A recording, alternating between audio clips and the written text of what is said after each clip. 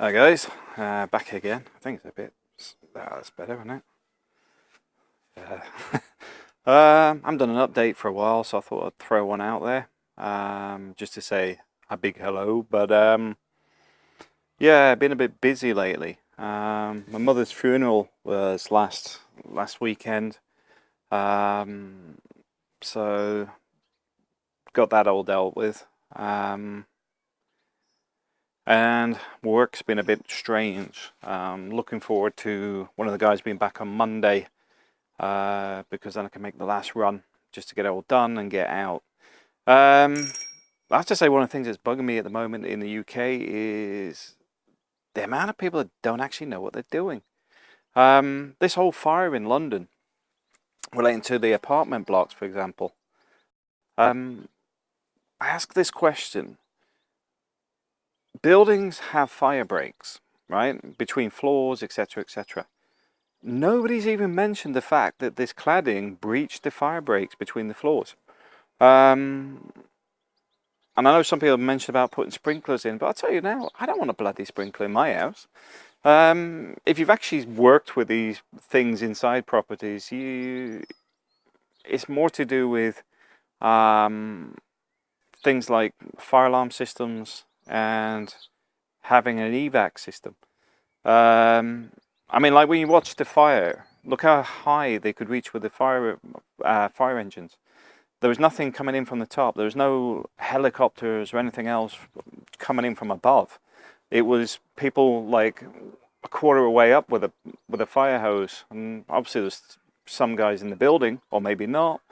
I have no idea. But the point was, from what I could see, they couldn't actually reach above what, 7 stories. But that's quite common as well. I've seen the same in the Philippines, because one of the problems you have is A, water pressure, and B, equipment that doesn't reach. And even if you had the equipment, the roads in that area, you wouldn't be able to move the large ladders around. That's why you need to come in from above. But like it says, a lot of this stuff I find really strange that people don't seem to understand how all this works. A politician is not an expert. A politician to me is a village idiot, self-serving. So why would you ask them about fire safety and building regulations is beyond me. It's very likely the fact that this cladding system that they're complaining about was passed by somebody within the council. Because if you understand how councils deal with quotations, they probably take the lowest bid. They're probably aware there was an issue with it, but because they have no understanding of what they're actually buying, they just seen that's a cost saving. That will be something that will be buried and not come up, in my opinion. It's the way the whole system works. It's, in my opinion, I've seen this sort of stuff on different things over the years. So yeah, it's frustrating. I just, there's no point blaming Theresa May. She had nothing to do with it whatsoever. A lot of this stuff was under Blair. It was a Labour council under a Labour government. The construction was in I think it was 1974, which was also a Labour government. So they're starting to talk politics. Please be aware that most of it was under Labour. But at the same time, it's got nothing to do with politics. It's to do with the fact that you've got a combustible material hung on the side of a building. So yeah, that frustrates me, because that's the sort of stuff that I would turn around and highlight all the time with things. Not that I'm saying about cladding, because I'm talking about other things.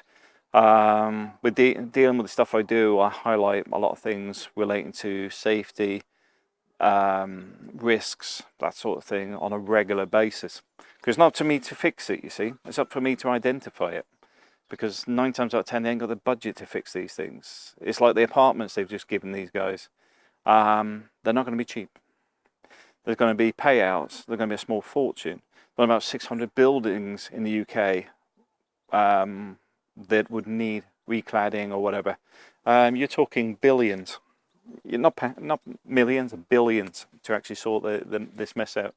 But the question is, could you separate and put fire blocks in rather than dismantle everything. And yeah, anyway, moving on.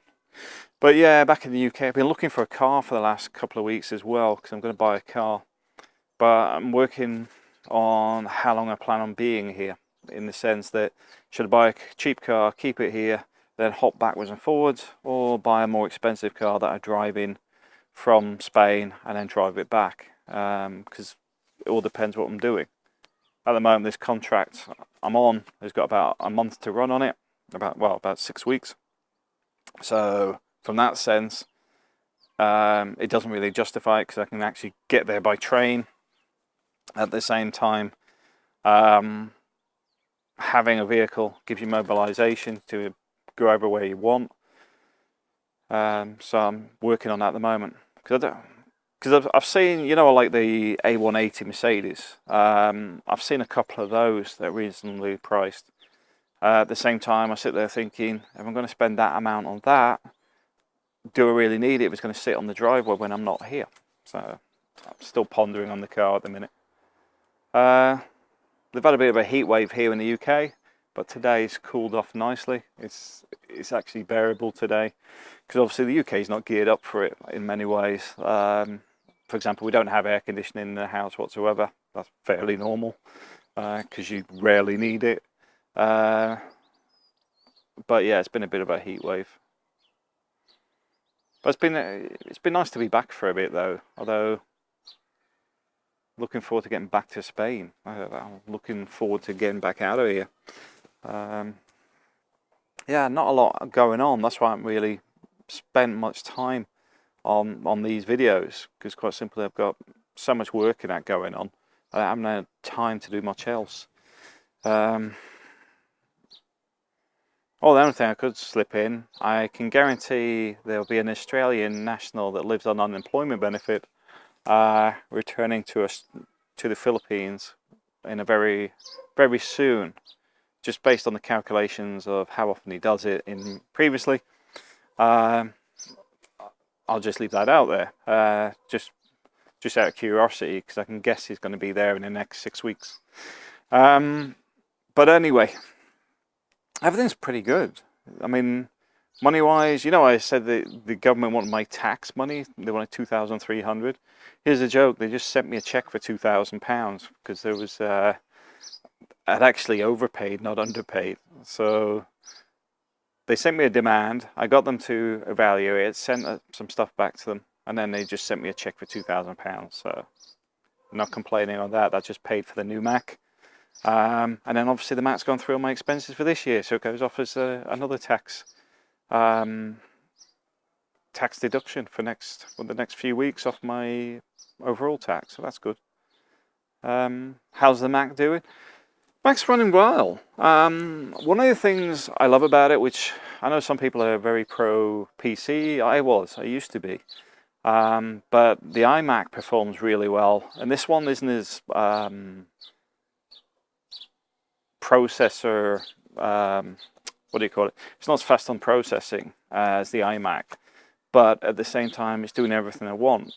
Now, the spreadsheet I'm working on at the moment, I've just put a macro in there to try and clear it up. That's why I'm having 5 minutes, because I'm trying to remove all the excess code in there that is creating problems, because I think some people have dragged and dropped things, which is why it's sitting at 104,000 lines when it should only be around 38,000 lines. So I'm sorting out at the moment. That's why I'm out here having a quick video, because the computer is busy processing. But it does everything. The Air is not as fast as the iMac, but that's no surprise there. The iMac's a lot more money for a start, but it's managing the Excel stuff okay. It's not doing it any worse or better than the PC, but at the same time, the PC is, well, Windows operating system should be designed around it better than the Mac system is, to accommodate the Excel, but there's no difference in performance between the two at all on Excel. But like I said, the sheets I'm on at the moment are quite hefty. Video processing's really good, camera's good, audio's good. There's nothing I can really knock on the Air.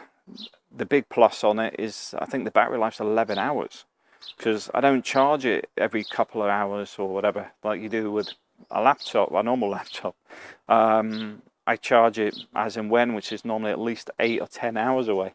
So like when I first bought it, I charged it the first day. I didn't charge it the following day. I was just wandering around with it. I didn't need to connect up to the power at all. So that's one of the big plus things, because a lot of the time when I'm on the train, for example, there may be space to put a laptop, but they may not always got a charging point, where with the Mac it doesn't make any difference. Also, it's a lot lighter and a lot smaller, so it's much easier to carry around. So yeah, big plus on the Mac Air over the HP. And I would have to say the HP Dell, and there's another one, because all made in the same factory. Never mind similar, they're all made together. Yeah, so not knocking the Mac on that sense. And I've got to be honest, I don't like the Mac marketing at all. I'm not the people that work in the store are Apple experts and all this sort of stuff. I hate all that crap, and the over promotion of themselves is just vulgar, but at the same time it does do what it says on the tin in many ways. I wouldn't say it's the best, I wouldn't say it's all singing, all dancing, but I will say it does everything I need, and it's stable at doing it, which is what I want. I could invest in in Spain I could put a new desktop in, put a system together, but why bother? Why waste my time doing that when I can just get it off the shelf? And yeah, I like it, especially with the video editing. It's so fast on video editing, not the Air, but the iMac compared to my PC. I suppose the next batch of stuff is probably going to be around Photoshop. I'll give that a run, see how that goes. But yeah, happy with it, very happy with it. But beyond that, nothing else going on. I'm busy working. That's it.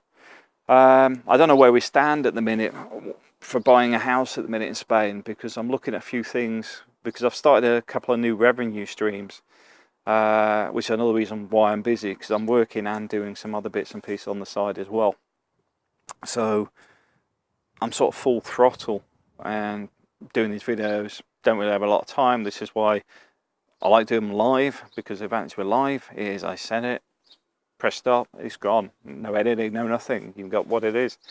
But I'm trying to increase my income. I think I mentioned this before. I want to try and get it up by at least another €1,000 a month, because that'll more than cover a mortgage. So it's probably about 3 times the amount that we'd need. But the advantage with that is, if you've got it 3 times the amount there, it means you can pay it off 3 times faster. But anyway, hope everybody's doing well. Hope everybody's had a good week, good month, whatever. Enjoy your day. Thanks for watching.